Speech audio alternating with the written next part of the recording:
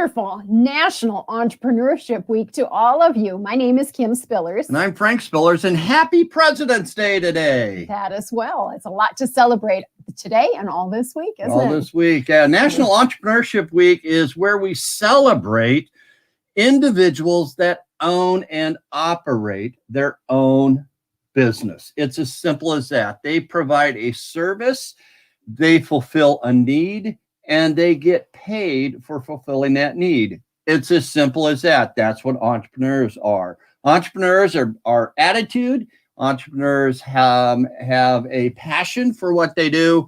And we are celebrating that all week long because entrepreneurs and your existing small businesses, your existing businesses within your community create 98% of your new jobs in your community.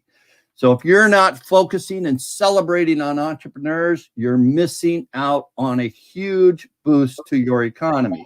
So stay with us. We're going to celebrate by talking with Desmund Adams. Desmond is an entrepreneur from Focus and Find Recruitment, and he is going to celebrate with us. Hang on, we'll be right there. Picture, if you will, the pure, raw prairie. No wires, no fences, no roads, not even a farmhouse. No sign of civilization. This is what a person saw that was crossing the prairie in a wagon more than 170 years ago. They jumped off the wagon, looked around, and declared, "This is where I want to settle and build a town. A great place to live and a great place to raise my family." So they took a risk. They built a house made out of the land, planted food to eat, and cared for the land.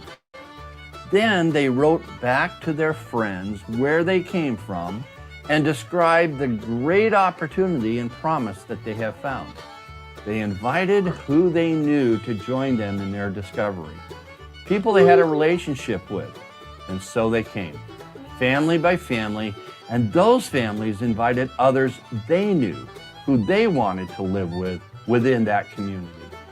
The communities grew because the needs of the families grew, so entrepreneurs started businesses to meet those community needs.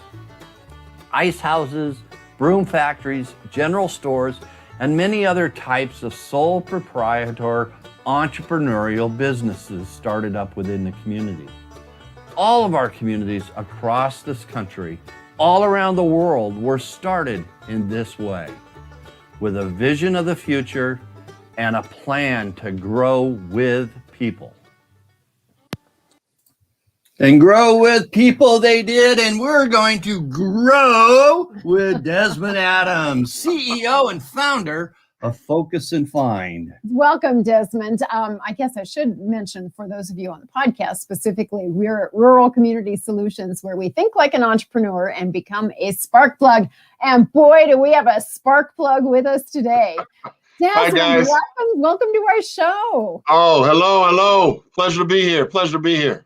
Well, why don't we just kind of start out with what's Focus and Find? Let's just get our viewers and our listeners up to speed on what you do. Absolutely. So Focus and Find is the nation's only socially responsible board and executive search firm. Okay. That's a mouthful. Why don't you go a little bit more? Why in the world is socially responsible important? Sure. Well, social responsibility is taking into account all your community stakeholders. It takes into account a sustainable business practice.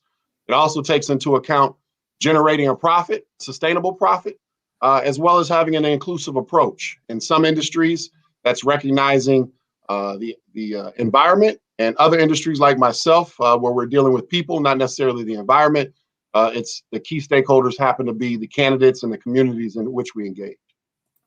So Desmond, you have trademarked socially responsible recruiting.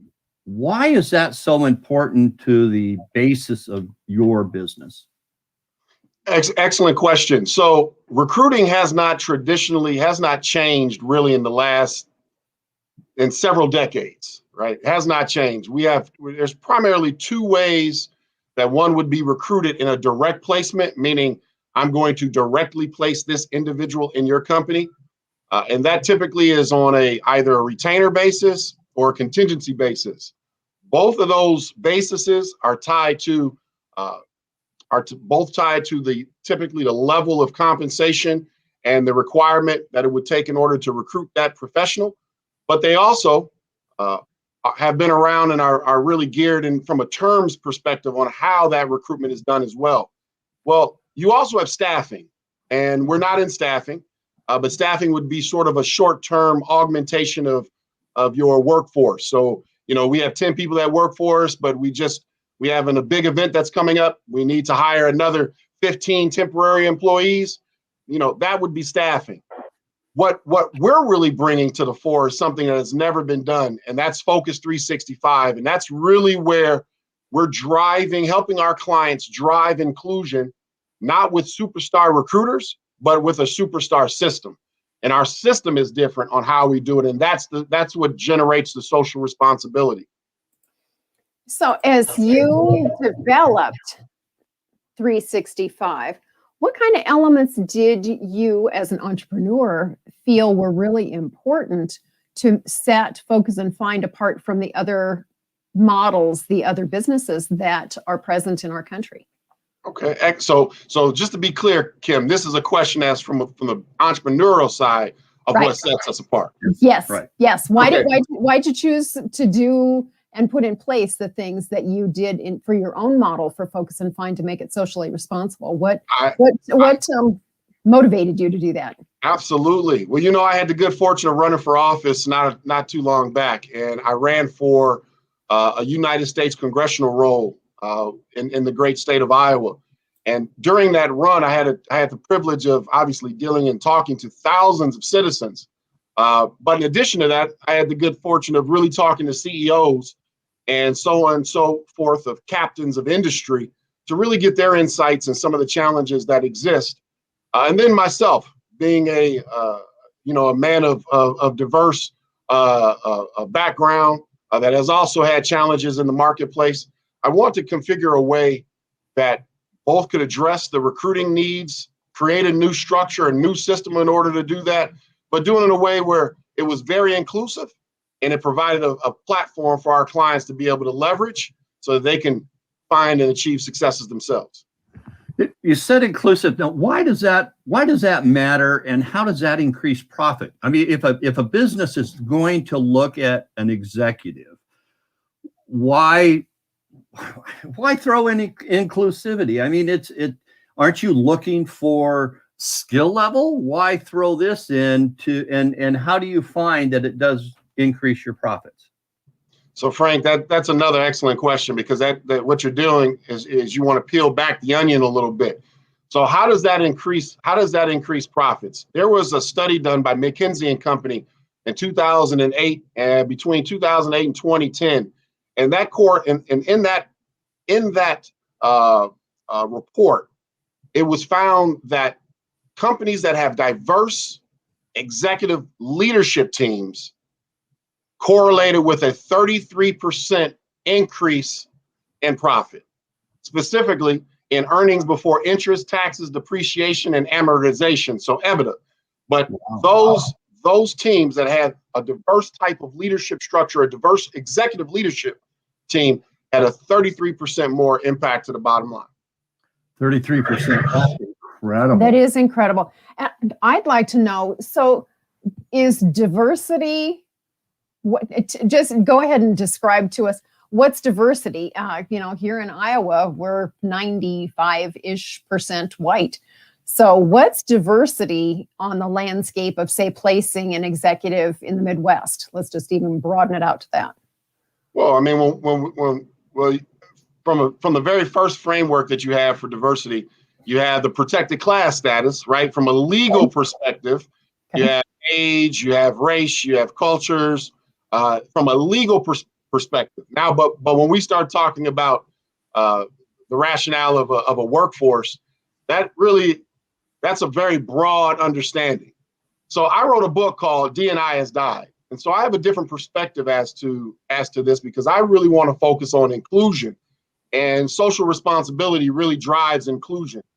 we recognize that the diversity is there, but now it's time to really act on that diversity. So diversity would sort of be, as I believe Vernon Myers had a famous quote, diversity invites you to the party, but inclusion is like dancing at that party. It's time that we start to talk about the equity side of this and participating in the business, not being just a portion of the business.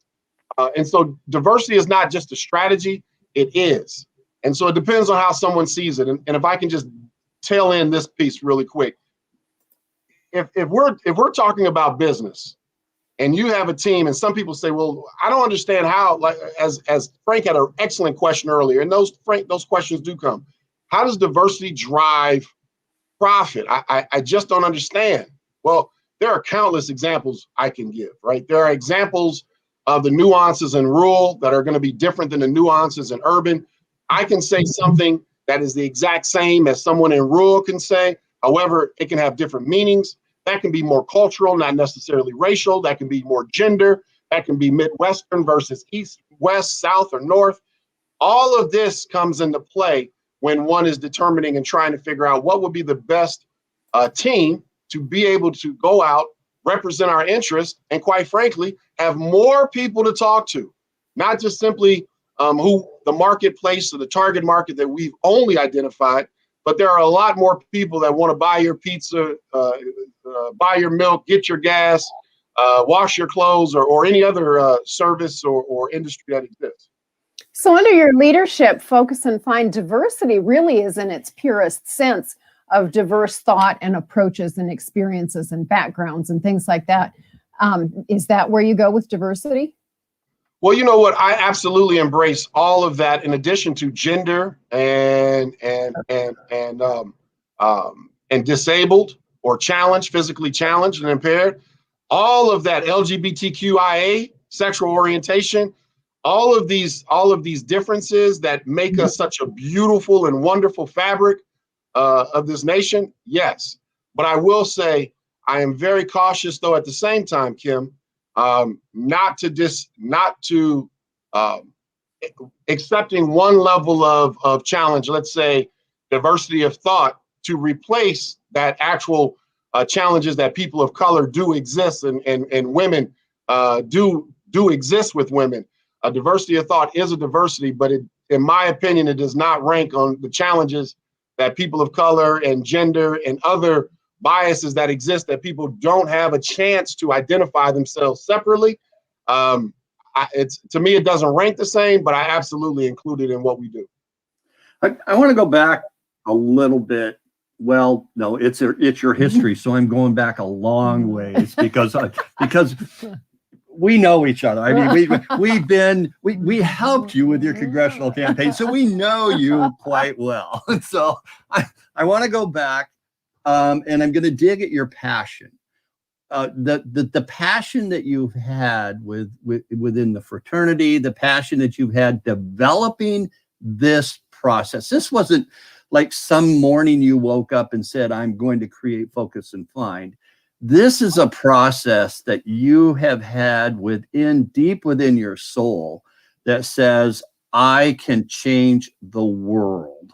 And now talk about that in relation to what you're doing right now, in relation to how that equates to entrepreneurship. Wow. So Frank is trying to spark me to your audience so I can get it going here. I see you, Frank. So, I see you. Absolutely. The bottom line is to change the world. I mean, that's the reason I'm doing this. I want to make it a better place for my children, for your grandchildren, and for my grandchildren in the future, God willing. Absolutely, I want to change this. How do we do it? I mean, we have a lot of challenges in our country, and we can choose to look at the challenge, and we do, or we can choose to put our heads in the sand. I think that it's time that our leadership in this nation, our leadership in business and the business community steps up to the line of demarcation and they start to lead. And I think that one of the best areas for inclusivity to be driven is one of the areas that everyone comes together at, and that's the community of business. And if we can help by creating processes, procedures, protocols, new ideas, new disruptive thought processes, ways to achieve that benefit both candidates, benefit the company, benefit the community, then absolutely, I am in favor, and I believe that that's what we've been able to create. How does okay, let's go a little bit further with that. So how does this unique approach that you have created, how does that impact and add value then to the communities that you work in? So Kim, it allows people, what we've been able to do is it allows individuals, it allows our companies to recruit blindly. It allows our companies to have a blind recruiting entire process. What it does is it allows the client not to be focused on their own biases or the recruiter's biases or their system's biases. We also have reporting structures. We have our own proprietary software platform that took over a year to create so that our clients can interact and see candidates in a blind fashion where there are demographic information that we hold. Then we also create professional development opportunities for these candidates as well. We also provide interaction opportunities between our candidates and our clients, our clients and our candidates in a quarterly fashion or in a predetermined period from a subscription basis.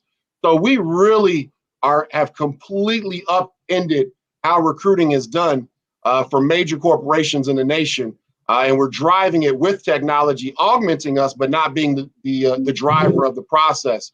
It's really a larger form of relationship building that puts our clients in a great position and ultimately put the candidates in a position as well. Because candidates want to go somewhere where they're respected for their work. They want to have an opportunity to rise to the highest level of their competency and their training. They don't want to attend companies where they know off the bat from the moment that I get hired that there's no future for me based on what I see in front of me. If I don't see an opportunity or I don't see senior leaders, executive leaders, director level, senior vice president level in front of me, that probably tells you that there's some writing on the wall, that the likelihood that you can attain that position is not very high. And so we help our clients in how to be better culturally efficient, effective businesses. And for that, they are going to annihilate their competitors in the marketplace. And that's our hope, is to help them annihilate their competitors so that the workforce can drive inclusion.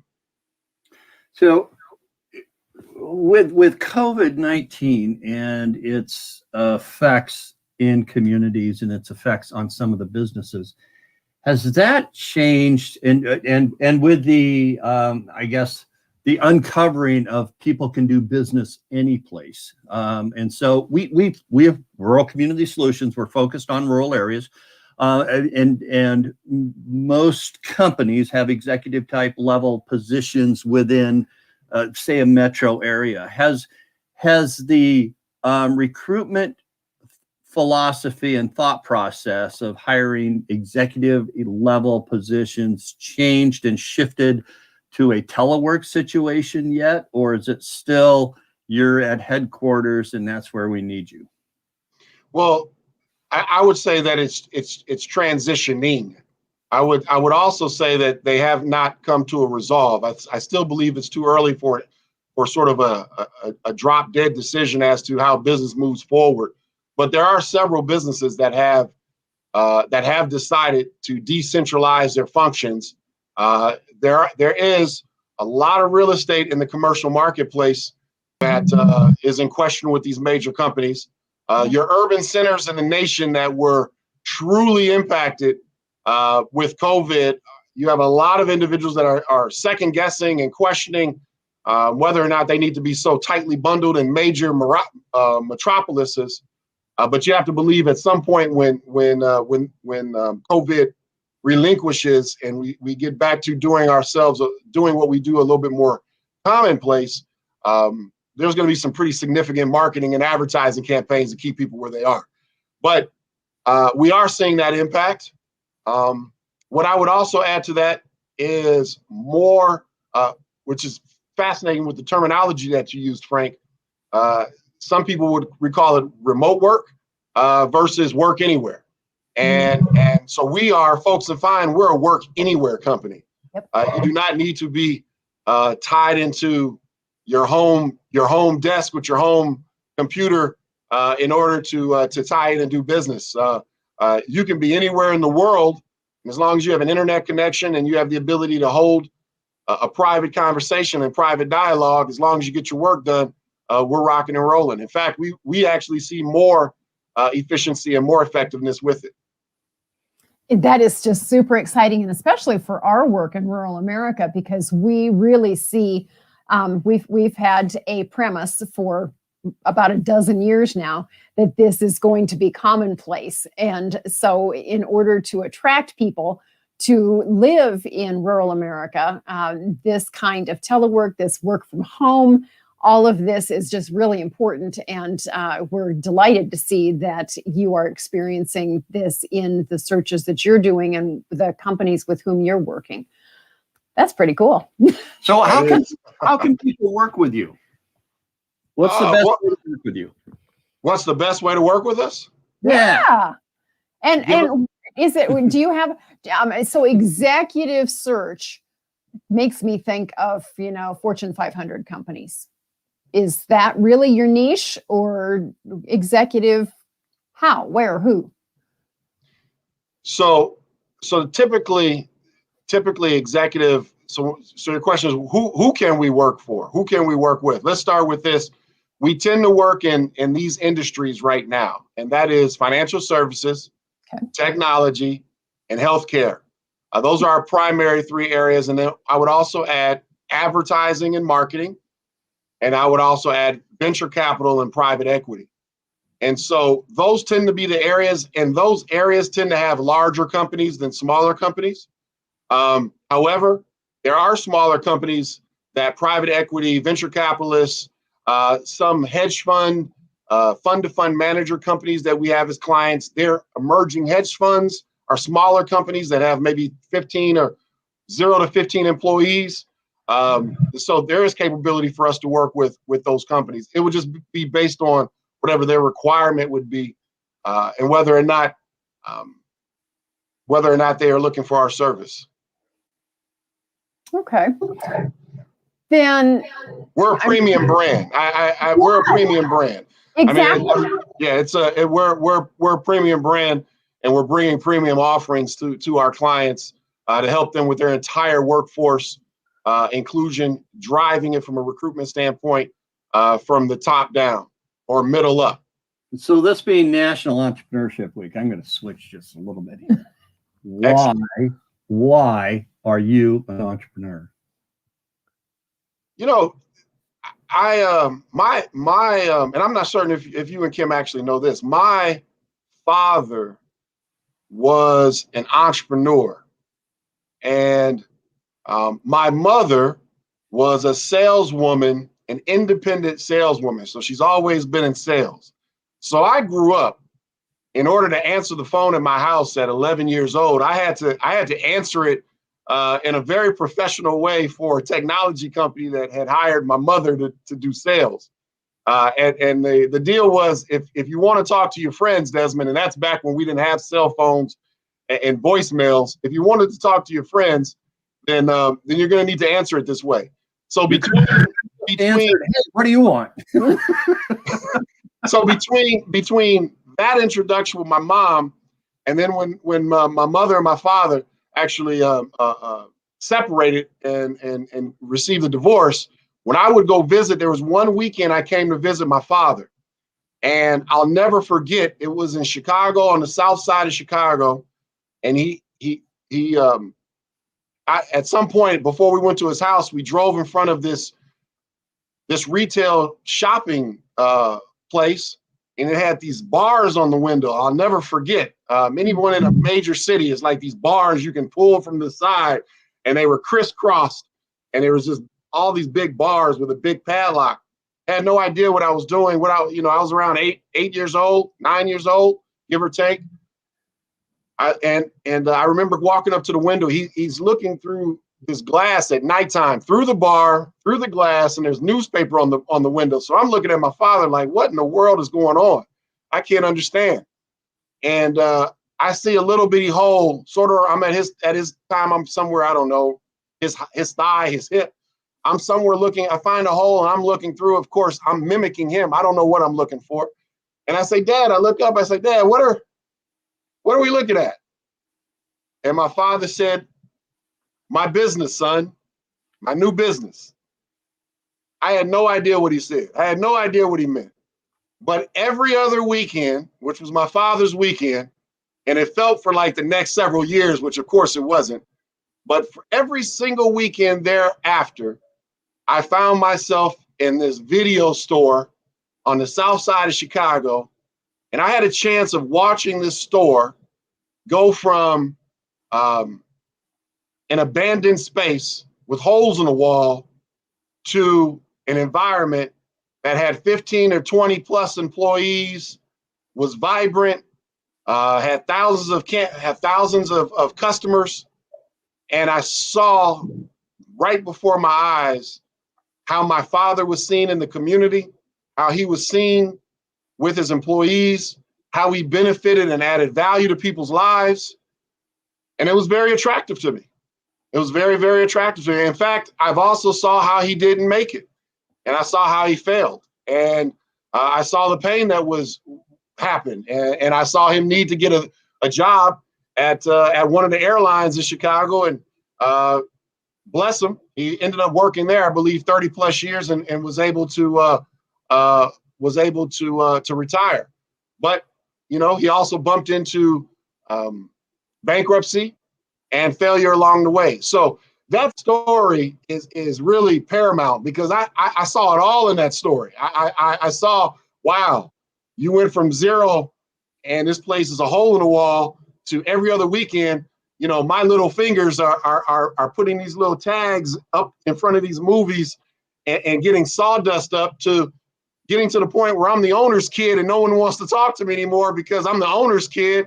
And my dad would give me money just to sort of go get lost and go find something to eat, to the store being broke into, people stealing movies, to bankruptcy and needing to find a job. So I saw all of that, and that inspired me. That was, I think, I believe that was my earliest memory, and I set out to complete the task that the old man couldn't finish. So that's a typical entrepreneurial story of, here's my vision, we're going to get this done, failure, recovery.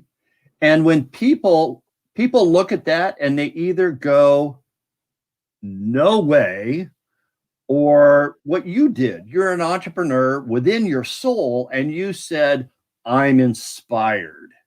That's the difference between entrepreneurship and other types of individuals. So I'm not saying one's better than the other. I'm not comparing the two. I'm just saying an entrepreneur looks at that and is inspired, and somebody else that doesn't have that within their soul sees it as, nope, that's not for me, which is great, that's what you need to do. You just need to see it for what it is.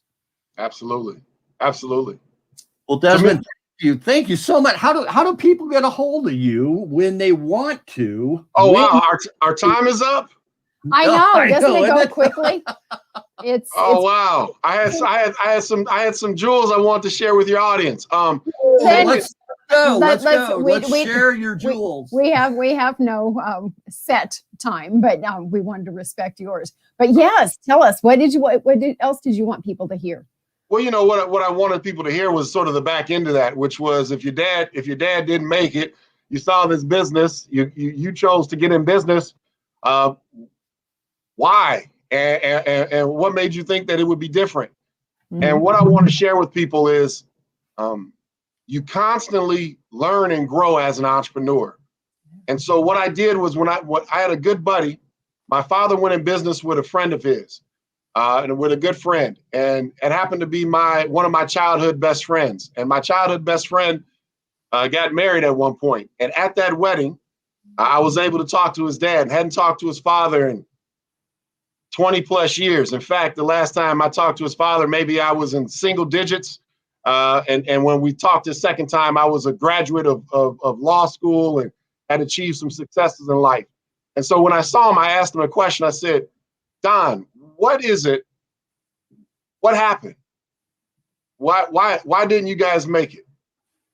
And I want to share that with your audience because I think it's important to study why failure happens. I think it's important to study why challenge and why obstacles happen. I think it's important to study that. It's not as sexy as, creating an unrealistic budget of untold millions of dollars that you're going to generate. But what it does do is it provides you a realistic structure of what you're facing so that you can be better equipped when you come to face with it. Because guess what? You will. And so when I asked Don, I said, Don, why did you guys fail? And this is what Don told me, Kim and Frank. Don said,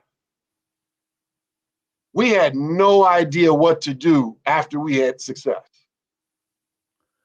Ooh. Wow. I said, what? I said, Don, you're telling me success killed you? Wow. He said, Desmond, we started with a few $1,000s with a great idea. We got into it and we started making more money than we knew what to do with. I said, wow. Now I won't put out the numbers on this, on our video here, but the numbers that they were making were times 50 or 100 of their investment within 1 year. The challenge was they weren't prepared for the next level of growth. So when I heard that impacted my career because one of the first things that I did when I graduated from law school was I took a job in a financial services stock brokerage firm. And the reason I took that job was because no one in my family understood money. No one in my family knew money. And I'm saying real money. I'm not talking some money in your checking account. I'm not talking about some insurance plan that you have that you're investing in for your kids. I'm not talking about annuity. I'm talking about people that have discretionary income that can move it around to and fro, 6 figures and more. No one in my family had that background. And so how could I be a successful entrepreneur if I couldn't handle the success and the money that was coming, which is what Don told me. And so I learned that job. That was the very first job out of law school that I took because I knew that the foundation was to understand money. That set me on a different mindset. It became a race to grow mentally. It became a race to grow spiritually. It became a race to grow a greater knowledge base of how to handle the challenge, more so than how to achieve the success. I think that a lot of people focus on how to achieve the success, but then they end up fighting what I call PTSD, which is price, terms, service, and delivery.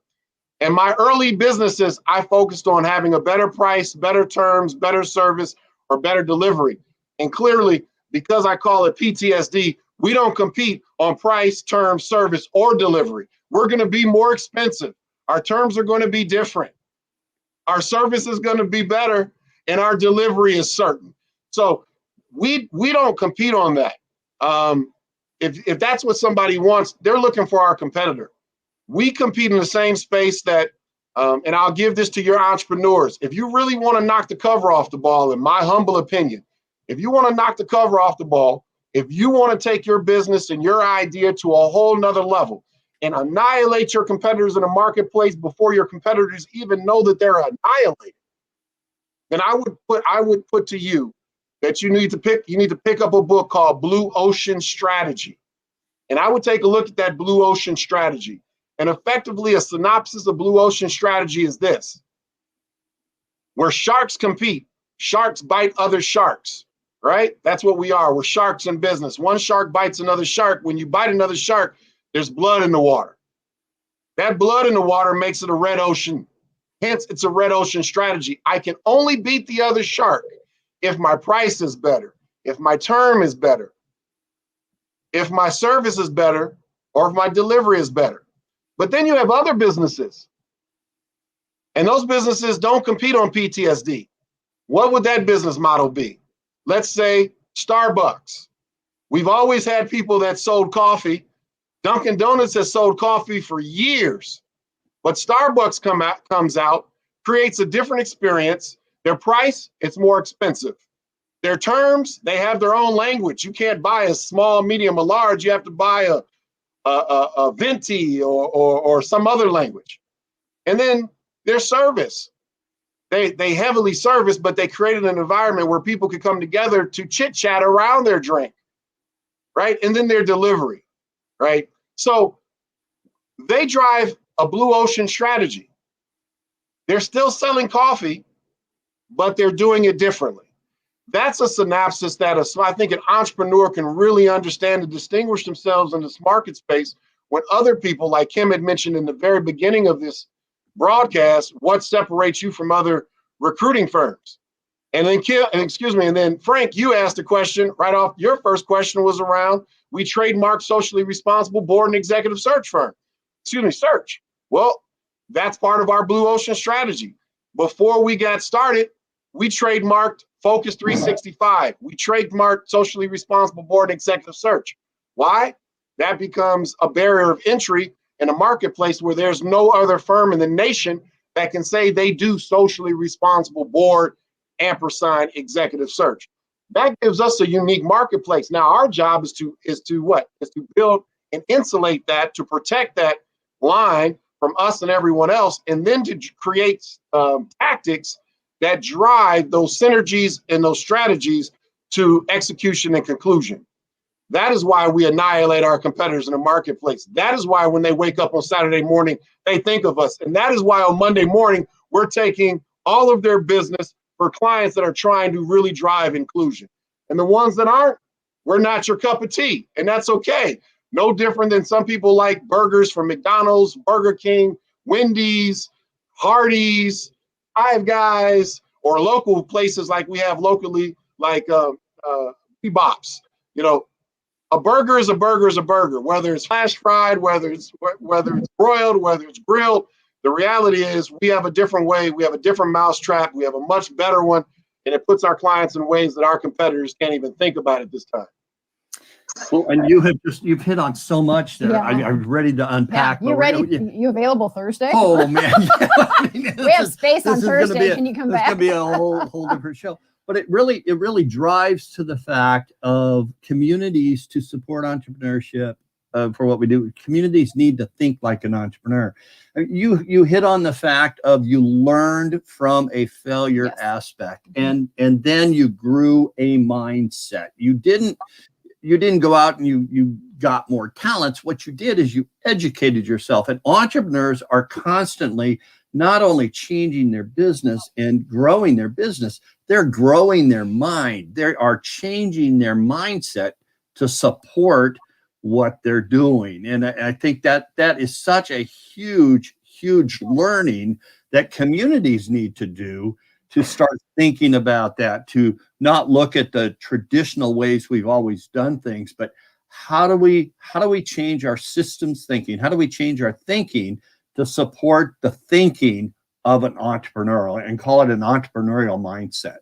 Well, I think another point that you brought up for all communities, whatever, if it's a business or if it's a literal community, is just to help businesses, help entrepreneurs learn how to fail properly and how to get back up again. That you don't just condemn them and shake your finger and say, told you so. We knew that because you charged that price or whatever, that, it wasn't going to make it. But to be able to pick yourself back up, be nurturing, because that's the entrepreneurial mindset that a community or a business needs to be able to build people up and help them succeed. If it's the idea that needs to be tweaked, let's tweak the idea. You're the right person because you're inspired. This is your baby. But let's figure out how to build that better mousetrap with you so that our community succeeds when you succeed.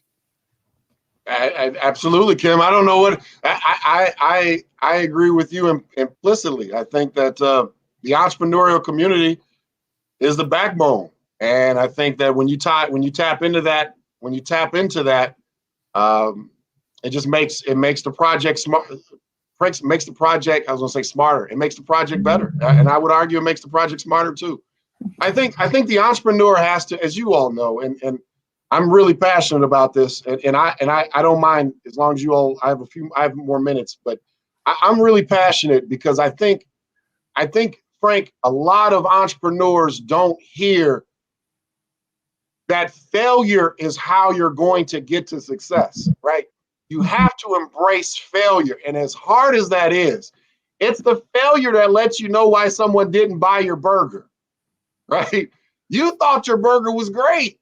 It was great for you, but maybe it's too greasy, or maybe your hours aren't right, or maybe there's something else that works with it. I just think that I could argue that I have failed so often, and I would argue so big, that I have been able to achieve so significantly.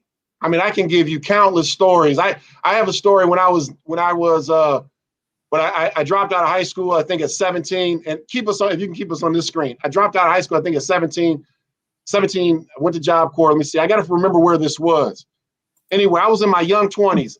I met Alderman Burke in Chicago. Now, I know people on your call may not know who Alderman Burke was, but let me tell you, Alderman Burke in Chicago, when I was a young fella, was mythical, and how big and bad this guy was. He held the purse strings to Cook County, which held the purse strings, and Chicago was in Cook County. So Alderman Burke was a really big personality. Well, I somehow finagled my way in through contacts to get a meeting with Alderman Burke. And I got into Alderman Burke's office, and it's Alderman Burke and this green around the neck, Desmund Adams. And guess what? My whole goal was to get the meeting. I had nothing to say to Alderman Burke once I got in front of him. So I've literally got my way into the King's Chamber in this freaking huge office. There's 30 feet ceilings. I'm sitting around. I sit in front. We kind of hold no conversation for 2 to 3 minutes, and finally he looks at me and says, "Young man, how can I help you?" And it was at that moment I said, "Oh my God, I got nothing." I literally looked at him, and I know Alderman Burke somewhere is probably laughing at this young black guy that came in his office, got this meeting, and had nothing to say. Now, why do I share that story, right? Some people can sit there and say, "Well, Desmond, I share that story. I laugh at myself because I had the gumption and the unmitigated gall to put myself in front of somebody that was a Goliath to my David, and then had the nerve to say, 'You need to listen to me.' Where I failed was I had nothing to say to him. I didn't know what to say to him. I didn't know why to say it. But doggone it, I knew you were somebody that needs to hear from me." Entrepreneurs have to be half out of their mind because they are seeing things that other people don't see. If they saw it, they would do it. So you can't go to someone else that doesn't understand how you think and what you feel to validate what you think and what you feel. You need to find other entrepreneurs that are just as crazy as you, but have acted on that craziness so that they can drive forward, so that they can get better and better and better. Now, do I hold meetings to this day and I don't have a purpose of my meeting? Of course not. I'll have a purpose of my meeting before I even consider talking to someone. But at that point in my life, I didn't. But what I did have is the ability to say, "You know what? I'm going to throw my pride and my ego over my shoulder, and I'm going to walk forward because I know that there's a better tomorrow. There's a better place. I don't know what it looks like. No one around me knows what it looks like. But if I keep walking and I keep talking to enough people and I keep talking to the right people, at some point, I'm going to figure out what to do." And I have more stories like that I sort of have just fallen forward. And the people that have embraced me, they might have laughed. They wouldn't laugh at me. They might have laughed at this young guy's gumption to move forward. What makes this young fella think he can do something that no one has ever done? Well, that's my person. That's why I ran for Iowa. I ran for U.S. Congress as the first black man in Iowa's history to run for United States Congress. why I did that. That's why when I dropped out of high school, I ended up working for the former Chief Justice of the Iowa Supreme Court, Louis Laverado, when I was in law school. It's not just because I chase a dollar. It's because I believe in a better tomorrow, and I believe in a way to better help myself, my family, and others. And you obviously believe in yourself, and that is a big quality, a big component of being an entrepreneur. So how do people get a hold of you? Hey, thank you, Frank. They can get a hold of us really simply. We are at Focus, FOCUS, and AND Find, FIND.com. They can also get a hold of me directly at on social media at Desmond with a U _Adams. They can find me on Twitter. They can find Focus and Find, and they can find Desmond Adams on Twitter, as well as LinkedIn, or give us a call, 515-985-0400. Again, 515-985-0400. It's been an absolute pleasure, and I hopefully one or two things out of this extended conversation could add value to someone's journey into their life today. Oh, Every conversation with you is a treasure, Desmond. We appreciate you being on our show today. Yeah, if people don't know what entrepreneurship is, they do now. I mean, just based upon what you said, your passion, failing forward, falling forward, keeping going, looking at the next question, being prepared, all of those things have helped you build your business, which in turn help other people build their business because of the executive search that you provide. And that's really the basis of it is passions feeding passions. So we really appreciate it. So stay with us. We'll be right back with you here. Thank you for joining us, Desmond. Thanks, we appreciate it. All right, guys. What a great kickoff to Entrepreneurship Week, right? Holy cow. If you're not on fire right now, then you need to get out of the bathtub because you're putting out your flames. So this has just been great. We really appreciate Desmond on our the kickoff for National Entrepreneurship Week as we celebrate entrepreneurs all week long. And tomorrow we're going to be talking to John Dockery, who is the founder and CEO of What's Up 24/7, not 247, 24/7. Yep.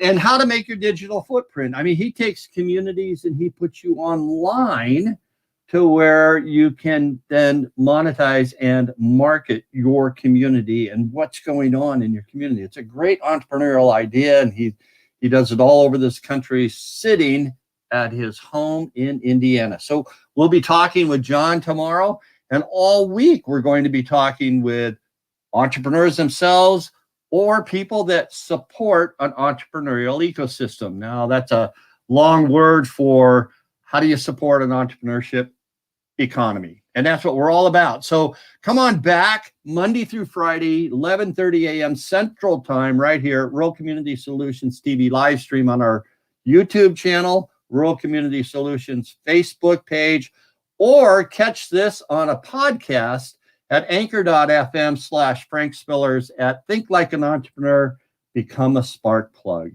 So until tomorrow, I'm Frank Spillers. And I'm Kim Spillers. You could be a lot of places, but you've chosen to listen to the things that we have to share to benefit rural America. For rural communities, about rural communities, and entrepreneurship leads the way. So if you're wanting to support entrepreneurship and an entrepreneurial economy, give us a call. We're here to help, and we have that passion. So until tomorrow, have a great day. Happy President's Day, and happy National Entrepreneurship Week. If you're a small business, we appreciate you and celebrate you. Thank you. Bye-bye.